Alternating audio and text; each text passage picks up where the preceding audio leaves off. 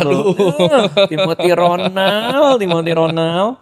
Jadi kali ini mungkin Ayo. Bang Radit itu udah pernah keluarin sisi, gue sempat lihat beberapa juga kan, sisi dari personal finance dan investingnya.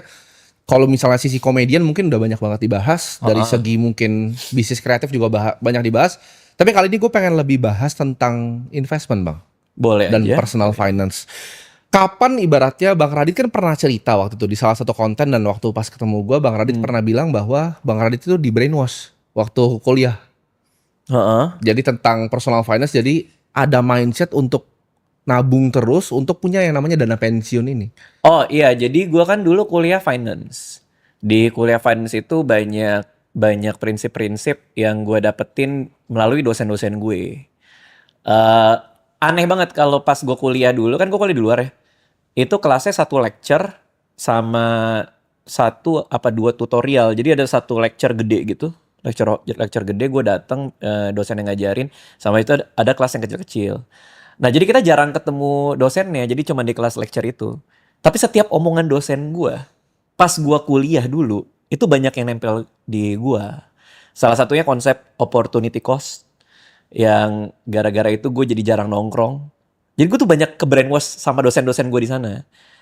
Konsep group think dari kelas perilaku organisasi, yang kalau tim lo kerjaannya cuman bilang bagus doang, itu artinya ada yang tidak beres di tim. Itu nempel sampai hari ini, gue aplikasikan ke kantor gue. Jadi orang harus ngekritik terus terhadap apa yang gue lakuin. Termasuk salah satunya adalah konsep future value of money tadi gitu, bahwa semakin lama tergerus inflasi, apa yang kita taruh di investment itu bisa berlipat ganda di masa depan. Ya lumayan sih, termasuk salah satunya itu yang gue ke brainwash.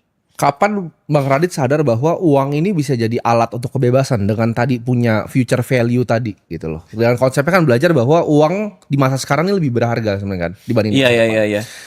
Kapan Bang Radit sadar bahwa oh ini uang tuh bisa buat freedom loh gitu. Kapan untuk jadi freedom ya? Mengaitkan uang ke freedom itu terus terang udah cukup jauh perjalanannya di hidup gua. Jadi untuk sampai gua ngaitin bahwa gua perlu punya dana pensiun untuk bisa bebas, itu agak jauh tuh dari gua kuliah. Tapi dikit-dikit udah kena tuh bahwa kalau gua nggak invest gua rugi. Jadi pegangan itu dulu. Kalau gua nggak invest, gua rugi. Oke, berarti gua harus belajar investasi. Dari situ pelan-pelan tuh, bahwa investasi itu buat apa, alokasinya kemana. Baru akhirnya ketemu bahwa untuk bisa mendapatkan kebebasan di masa tua nanti, kita harus punya dana pensiun. Jadi cukup panjang. Kalau pertanyaan lo kapan, mungkin tepat sebelum gua ngeluarin buku kali.